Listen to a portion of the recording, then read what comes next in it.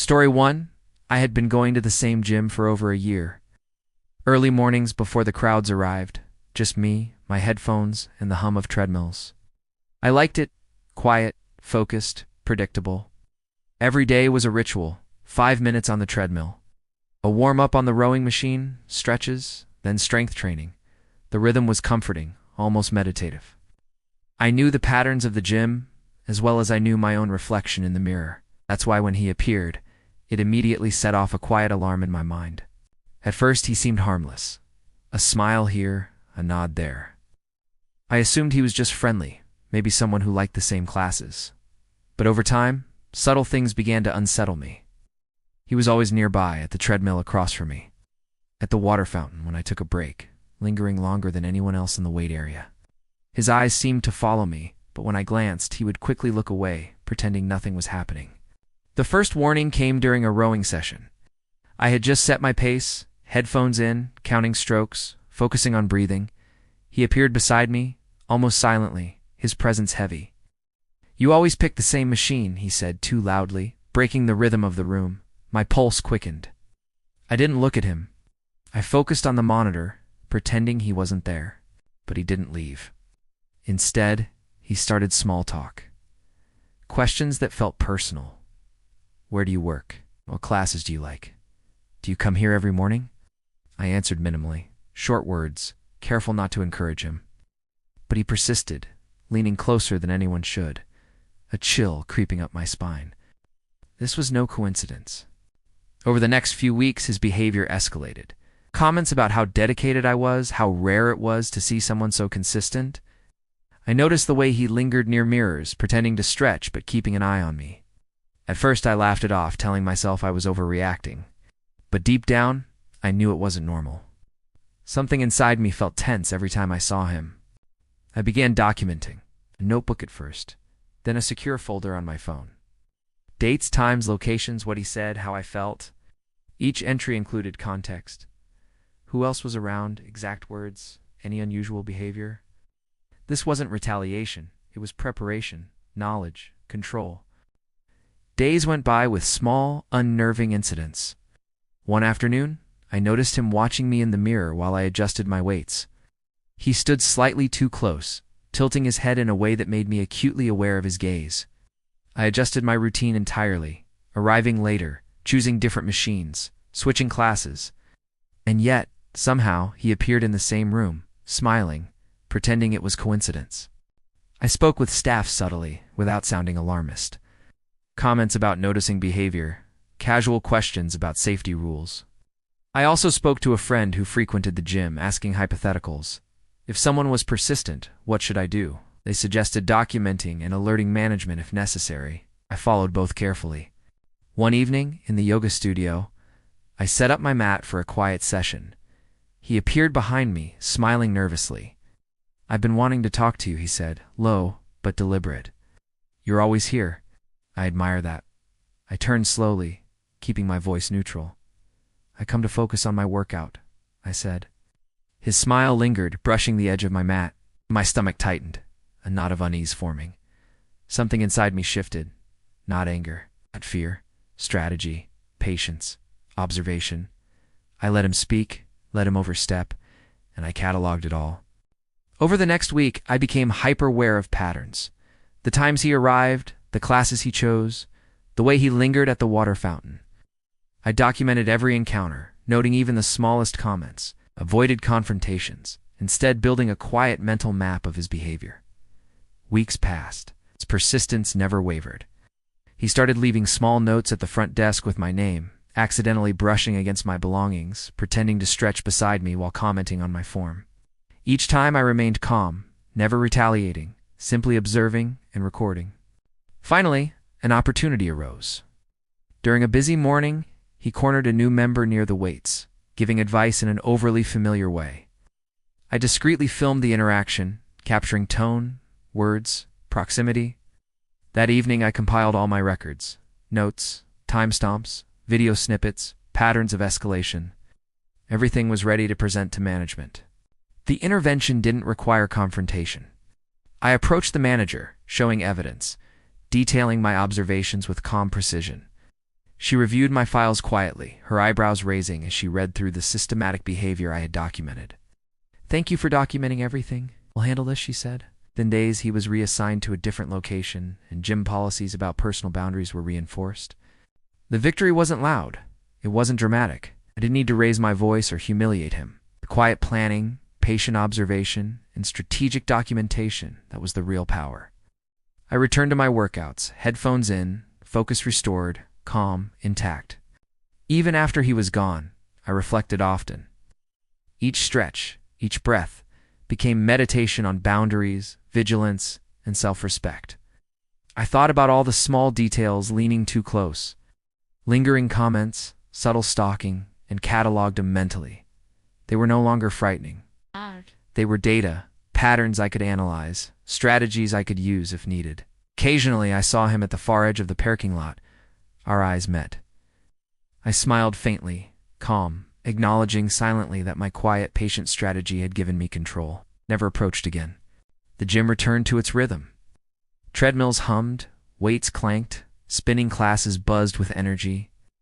I was part of it, but I also knew I had navigated challenges most wouldn't notice. Fear had been transformed into power, anxiety into clarity, disruption into structure. Sometimes the quietest victories are the most profound, the most lasting. Strategy, patience, and careful observation, more powerful than confrontation, more enduring than drama. And that is how I reclaimed my gym, my routine, and my peace. Story to the dodgy second-hand car salesman. I had been saving for months, pinching every dollar, skipping little luxuries, all for one goal: my first car. Not a flashy sports car or a luxury vehicle, just something reliable, something that would take me where I needed to go without surprises. My routine had become a delicate balance of budgeting, researching, and imagining the freedom that car ownership would bring. I found the ad online one quiet evening. Perfect condition, low kilometers, great deal. The photos looked professional, the description promising. The dealership sounded reputable, or at least convincing. I called the number and arranged to visit the lot the next morning, determined to see the car in daylight, inspect every detail, and trust my own eyes over pictures. When I arrived, the salesman greeted me with a wide smile and firm handshake. "You're going to love this car," he said, voice confident, almost rehearsed. He showed me the vehicle with pride, pointing out every feature: the leather seats, the sound system, the dashboard, the engine's smooth hum. At first glance, it seemed perfect. I could feel my excitement rising, that spark of anticipation I had been holding on to for months. Then came the little things. A question about service history, and his eyes darted quickly. A question about accidents, and he laughed too quickly. Inconsistencies began to surface. Mileage that didn't match receipts, service dates that overlapped. My stomach tightened. My gut was screaming. Pay attention. I asked for a test drive, trying to keep calm, trying not to show my unease. He insisted on going with me, friendly but uncomfortably close. I agreed, but every movement, every glance, was monitored. During the drive, I listened carefully. Brakes slightly delayed, steering subtly off, minor vibrations in the suspension. Nothing dangerous, nothing dramatic, but enough to make me question the story he had told. Back at the lot, he pressed harder. "I've got another buyer lined up," he said, leaning slightly toward me. "If you don't decide now, you might miss out." My pulse quickened, but I kept calm. I smiled politely, folded my arms, and said nothing. He tried again. "This car is practically brand new. You'll regret waiting." I left without buying. I needed more time. That night, I reviewed everything: documents, VIN checks, service records. The more I looked, the more inconsistencies I found. Previous accidents not disclosed, falsified service records, little things anyone could overlook if they were too excited or too trusting. My anticipation of freedom had been replaced with a sharp awareness. This salesman was dodgy, and I could have been caught in a trap. Over the next week, I visited the lot multiple times. Each time, I asked more questions, inspected every document, examined every inch of the car. Each visit revealed more red flags. The engine cover had scratches inconsistent with the receipts. Tire wear didn't match claimed mileage, and small electrical quirks he dismissed too casually.